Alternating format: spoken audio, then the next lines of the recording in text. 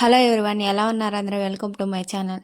ఇది వచ్చేసి మగ్గం వర్క్, చిన్న కట్ వర్క్ బ్లౌజ్ అండి. చిన్న చిన్న కట్ వర్క్ వచ్చి ఉంటాయి కదా, దాన్ని ఎలా స్టిచ్ చేయాలో చూడండి.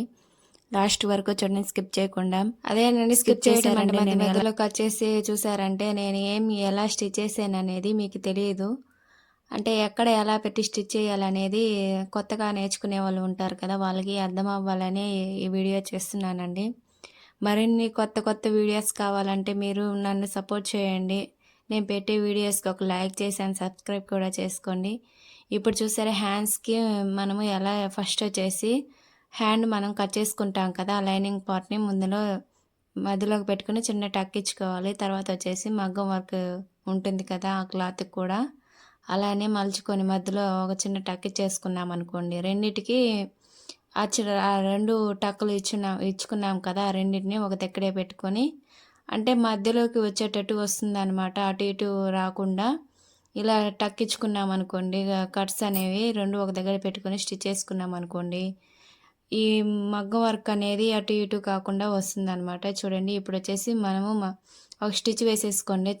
చక్కగా ఒక స్టిచ్ వేసేసుకున్నాక మనము ఇప్పుడు రెండిటికి 2 హ్యాండ్స్కి ఒకేసారి స్టిచ్ చేసుకొని అలా వేసుకోకపోయారనుకోండి, ఒకసారి 2 హ్యాండ్స్ అనేవి ఒక సైడ్కి వచ్చే అవకాశాలు ఉన్నాయి. అందుకని మనం ముందుగా ఇప్పుడు చంకలు రెండు ఎటున్నాయో పెట్టి కట్స్ చేసుకొని రెండు ఒకసారి స్టిచ్ చేసుకోండి. ఇప్పుడు అలా స్టిచ్ చేసుకున్నాం కదా, తర్వాత వచ్చేసి ఇప్పుడు కట్ వర్క్ ఎలా ఉందో దాని అమ్మిడే స్టిచ్ వేయండి. చూడండి, నేను వేస్తున్నాను కదా, ఇలానే కట్ వర్క్ అనేది ఎలా వచ్చిందో దాని అమ్మిడే వేయాలన్నమాట. అమ్మిడే అంటే వర్క్ వచ్చిన దగ్గరికి కాకుండా కొంచెం పాయింట్ వాసి వేసుకొని స్టిచ్ చేసుకున్నాం అనుకోండి, మనం తిప్పుకున్నప్పుడు ఆ వర్క్ అనేది బాగా మనకి కనపడుతుంది అనమాట. చూడండి, రెండో హ్యాండ్ కూడా ఇలానే స్టిచ్ చేస్తున్నాను. చూడండి, మనం వర్క్ అనేది ఎలా వచ్చిందో అలా రావాలంటే వర్క్ పక్కనే 1 పాయింట్ 2 పాయింట్స్ అలా వదులుకొని స్టిచ్ చేసామనుకోండి, వర్క్ అనేది చాలా నీట్గా ఉంటుంది అనమాట. మనం ఇలా స్టిచ్ చేసేసుకున్నాక చూడండి, 1/4 ఇంచు వదులుకొని ఇలా కట్ చేసేసుకోండి. అలా 1/2 ఇంచు వదులుకున్నాం అనుకోండి, ఖర్చు అనేది ఉండి ఆ వర్క్ అనేది ఉంటుంది కదా, అది మనకి అంటే బాగా కనపడదు అనమాట. 1/4 ఇంచు కట్ చేసుకున్నాం అనుకోండి, బాగా తిరుగుతుంది అనమాట మనం స్టిచ్ చేసిన తర్వాత. ఇదిగో చూసారా, కట్ వర్క్ వచ్చిన కాడ మనం ఇలా సూత్తో ఇలా ఆ మొన అనేది బాగా రావాలంటే మూలలు అనేవి ఈ సూత్తో లాక్కున్నాం అనుకోండి, మూలలు అనేవి పర్ఫెక్ట్గా వస్తాయి. చూడండి, ఇలా మనం అనుకుంటూ స్టిచ్ చేసుకోవాలి. చూడండి, సూత్తో ఇప్పుడు మనం హ్యాండ్తో స్టిచ్ చేస్తున్నాను కదా, ఇలా కాకుండా మిషన్ మీదే స్టిచ్ చేయాలంటే ఎలా స్టిచ్ చేయాలనేది ఒక వీడియో పెట్టున్నాను. మన మిషన్లో ఒక ఇన్స్ట్రుమెంట్ తీసేయడం వల్ల వర్క్ బ్లౌజ్ వచ్చినప్పుడు మనకు చాలా ఈజీగా స్టిచ్ చేసేసుకోవచ్చండి. ఆ ఇన్స్ట్రుమెంట్ తీయడం వల్ల మనము అనేది 1 అవర్లో అన్నా 1/2 అవర్లో అన్నా స్టిచ్ చేసేసుకోవచ్చండి. బాగా వచ్చిన వాళ్ళైతే 1/2 అవర్లో స్టిచ్ చేస్తారు. కొత్తగా నేర్చుకునే వాళ్ళైతే 1.5 అవర్ అలా పడుతుందండి. మీరు చాలా ఈజీగా స్టిచ్ చేయాలంటే నేను చెప్పాను కదా, ఈ మిషన్లో ఒక ఇన్స్ట్రుమెంట్ తీసేయడం వల్ల దాన్ని మనం పాదం ఎత్తినప్పుడు లూజ్ కుట్టు వస్తుంది కదా, అది అనేది రాకుండా ఉండాలంటే దాన్ని తీసేసి ఈ పాదం వేసినప్పుడు పాదం పైకి ఎత్తి మనం వర్క్ మీద వేసేసుకోవచ్చు అనమాట. స్టిచ్ అనేది చేతితో పని లేకుండా. చూడండి, ఇప్పుడు వచ్చేసి ఫ్రంట్ పార్ట్ స్టిచ్ చేస్తున్నాను. ఫ్రంట్ పార్ట్ కూడా నేను ఒక చిన్న టిప్ చెప్పానండి.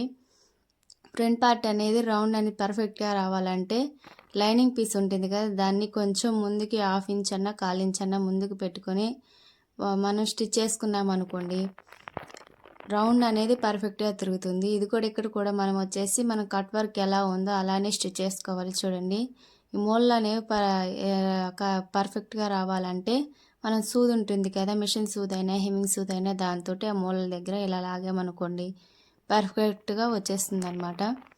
ఇప్పుడు వచ్చేసి రైట్ సైడ్ కుట్టుకున్నాం కదా, లెఫ్ట్ సైడ్ ఏం వేయాలి, హెమ్మింగ్ అన్నా పెట్టుకోవచ్చు, పైపింగ్ వేసుకుంటే ఫినిషింగ్ అనేది నీట్గా ఉంటుంది అనమాట.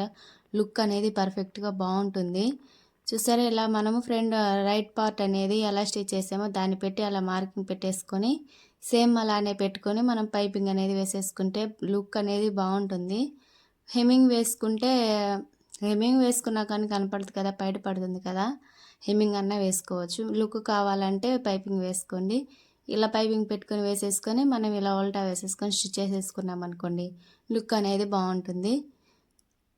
చూడండి ఇలా వేసేసుకున్నాక మొత్తము లైనింగ్ పార్ట్ అంతా స్టిచ్ చేసేస్తున్నానండి. జాయిన్ చేసేసుకొని వేస్ట్ పీస్ అంతా కట్ చేసేసుకోవాలి. చూసారా, ఇలా కట్ చేసేసుకొని చాలా జాగ్రత్తగా స్టిచ్ చేయాలండి. మగ్గం వర్క్ కదా, వాళ్ళు ఎంత పెట్టి స్టిచ్ చేయించుకున్నారో కదా, మనం అనేది చాలా జాగ్రత్తగా స్టిచ్ చేసుకోవాలి. కొంచెం పోయినా మనము వాళ్ళకి డబ్బులు మనీ పే చేయాల్సి వస్తుందండి. మనం జాగ్రత్తగా స్టిచ్ చేస్తేనే వాళ్ళు మనకి రూపాయి ఇస్తారండి. చూడండి, ఇలా స్టిచ్ చేసేసాక ఇవి డాట్ పాయింట్లు ఉంటాయి కదా, అవి కూడా స్టిచ్ చేస్తున్నాను చూడండి. ఇప్పుడు వచ్చేసి షేప్ బెల్ట్ వేస్తున్నాను. ఈ షేప్ బెల్ట్ అనేది ఎలా స్టిచ్ చేయాలి అంటే ఖర్చులు అనేవి బయటికి కనపడకుండా ఉంటాయి కదా, అలా పెట్టి స్టిచ్ చేయాలని, అది ఎలా పెట్టి స్టిచ్ చేయాలో అంటే షార్ట్ వీడియోస్లో పోస్ట్ చేస్తున్నాను. అదేనండి. ఇప్పుడు వచ్చేసి బ్యాక్ పార్ట్ అనేది మనము మెయిన్ పీస్ అనేది ముందు దానికి చిన్న టక్కి చేసుకోవాలి. చూడండి, ఇలా పెట్టి మధ్యలోకి పెట్టి టక్కి చేసుకున్నాం అనుకోండి. లైనింగ్ పీస్ కూడా సేమ్ అలానే మధ్యలో పెట్టి రెండు ఒక దగ్గరికి పెట్టి మధ్యలో టక్కించుకున్నాం అనుకోండి, మనకి రెండు ఒక దగ్గరికే వస్తాయండి. ఇప్పుడు వచ్చేసి మనము లైనింగ్ పీస్కి నెక్ డీప్ అనేది ఎంత పెట్టుకొని మార్కింగ్ వేసుకున్నాం కదా, అక్కడికి వచ్చేసి మెయిన్ పీస్కి లైనింగ్ పీస్ని రెండు ఒక దగ్గరికి పెట్టుకొని నెక్ అనేది మనం ఒక చిన్న సూది ఉంటుంది కదా, మెషిన్ సూది అయినా హెమ్మింగ్ సూది అయినా పెట్టుకొని అక్కడికి జరగకుండా ఇలా మధ్యలోకి ఒక స్టిచ్ వేసేసుకొని రైట్ సైడ్కి లెఫ్ట్ సైడ్కి స్టిచ్ వేసేసుకున్నాం అనుకోండి, రౌండ్గా ఒక స్టిచ్ వేసేసుకోండి కదలకుండా. ఇలా వేసుకున్నాం అనుకోండి, మనకి నెక్ అనేది అటు ఇటు జరగకుండా ఉంటుంది అనమాట. తర్వాత వచ్చేసి మనము వీటికి నెక్ కట్ వర్క్ అనేది ఎలా వచ్చిందో అలా పెట్టి ఇప్పుడు వచ్చేసి మెయిన్ పీస్ మీద నుంచి వేసుకోవాలండి. అంటే అది కట్ వర్క్ అనేది మనకి కనపడుతుంది కదా, 2 పాయింట్స్ అలా వదులుకొని మనం స్టిచ్ చేసుకోవాలి. అలా స్టిచ్ చేసుకున్నప్పుడు మనం ఉల్టా చేసుకున్నప్పుడు మనకి వర్క్ అనేది పర్ఫెక్ట్గా వస్తుంది అనమాట. చూడండి, ఇలాగా నేను ఎలా చూపిస్తున్నానో అలా వేసుకోండి.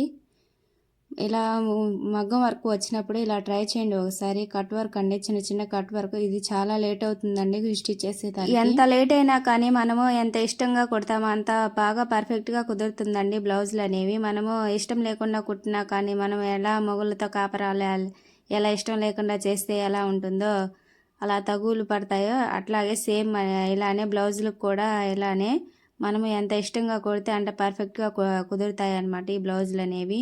మనం ఎంత ఇష్టంగా పని చేస్తే అంత బాగా అంటే తొందరగా అయిపోతుంది అనమాట, మనము జాలీగా చేసుకుంటే. చూసారా, ఇప్పుడు వచ్చేసి ఇలా స్టిచ్ చేసిన తర్వాత ఇలా ఉల్టా వేసేసుకొని ఇది చూడండి, నేను చూపిస్తున్నాను కదా, సూది అనేది ఉంటుంది కదా మిషన్ సూదితో, దాంతో ఇలా పెట్టుకొని లాక్కున్నాం అనుకోండి, మనకి చాలా ఈజీగా అయిపోతుంది. ఇక్కడ నేను చూడండి చేత్తో స్టిచ్ చేస్తున్నాను. ఇలా చేత్తో స్టిచ్ చేయకుండా మనం మెషిన్ సూత్తో వేయాలంటే అది ఎలా అనేది ఒక లాంగ్ వీడియో పోస్ట్ చేస్తున్నాను, దాన్ని చూడండి. చాలా ఈజీగా స్టిచ్ చేసేసుకోవచ్చు అండి, తొందరగా అయిపోతుంది అది పని. ఇక్కడ చూసారా, నేను వచ్చేసి మెయిన్ పీస్ మీద నుంచి లైనింగ్ పీస్ కింద ఉంటుంది కదా, దాన్ని చూసుకుంటూ స్టిచ్ చేసుకుని ఇలా వేసుకున్నాం అనుకోండి, ముడతలు అనేవి మనకి రాకుండా ఉంటాయి అనమాట. మనం లైనింగ్ పీస్ మీద నుంచి స్టిచ్ చేసుకున్నాం అనుకోండి, పైన ముడతలు ఎలా వస్తున్నాయి అనేది మనకి కనపడదు కదా. మనం మొత్తం స్టిచ్ చేసేసాక ముడతలు వస్తాయండి లైనింగ్ మీద నుంచి స్టిచ్ చేసుకున్నాం అనుకోండి.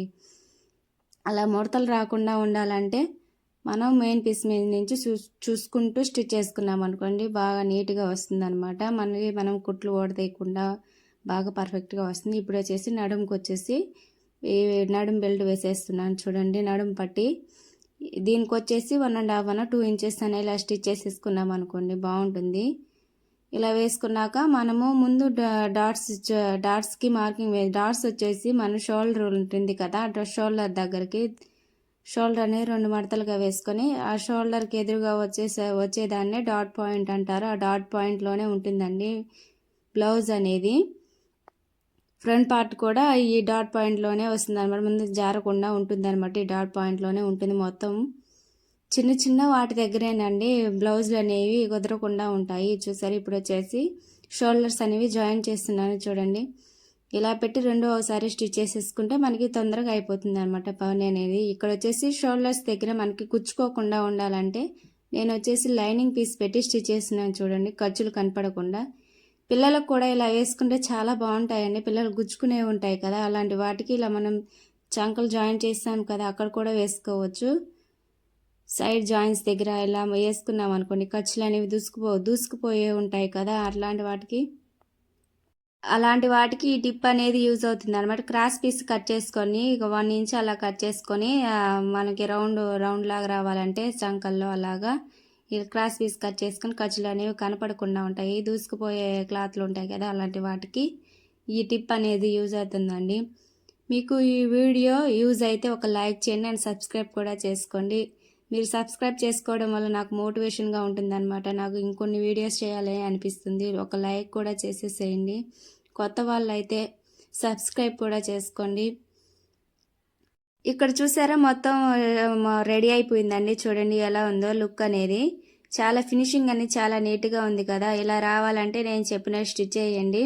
చూసారా, చాలా బాగుంది కదా. చిన్న చిన్న ఫ్లవర్స్ అండ్ లీవ్స్, చిన్న చిన్న లీవ్స్ అనేవి చాలా నీట్గా బ్యూటిఫుల్గా ఉన్నాయి కదా అండి. ఒకసారి లైక్ చేసి షేర్ చేయండి అండ్ సబ్స్క్రైబ్ చేసుకోండి. టాటా. అందరూ బాగుండాలి, అందులో నేను ఉండాలి. See you one next video. Bye.